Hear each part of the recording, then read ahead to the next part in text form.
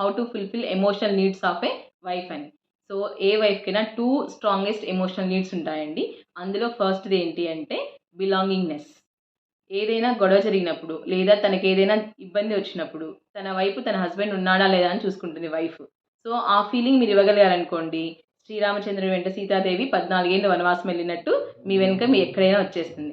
నాతో ఒక ఫ్రెండ్ అన్నాడు, ఈ మధ్య కాలంలో వైఫ్‌ని అత్తారింటికి తీసుకెళ్ళాలంటే చాలా టఫెస్ట్ సిట్యుయేషన్ అయిపోయింది భార్గవి మాకి అని చెప్పేసి. Yes, true. ఎందుకంటే అడవిలో అయినా తనకి నమ్మకం ఉంది శ్రీరామచంద్రమూర్తి ఉన్నాడు. కానీ మీ ఇంటికెళ్ళినప్పుడు అదే నమ్మకం మీ వైఫ్‌కి ఇచ్చారా మీరు? లేదు. అక్కడికెళ్ళిన తర్వాత ఎలా ఉంటారంటే చాలామంది అబ్బాయిలు వాళ్ళ అమ్మ వాళ్ళ ఇంటికెళ్ళిన తర్వాత తనెవరో నాకు తెలీదు అన్నట్టు, తను నా అని ఒక ఫ్రెండ్‌ని చూసినట్టు చూసినా పర్లేదు అలా కూడా చూడరు. తనెవరో నాకు తెలీదు అన్నట్టు బిహేవ్ చేస్తారు. మీ బిహేవియరు మీ ఇంట్లోను, మీ అమ్మోళ్ళ ఇంట్లో చాలా డిఫరెంట్‌గా ఉంటుంది. ఉందా? ఒకసారి చెక్ చేసుకోండి. ఖచ్చితంగా ఉండే ఉంటుంది. సో, అలా ఉన్నప్పుడు అంటే ప్లేస్‌ని బట్టి మనిషి మారితే నమ్మకం ఎలా కుదురుతుంది?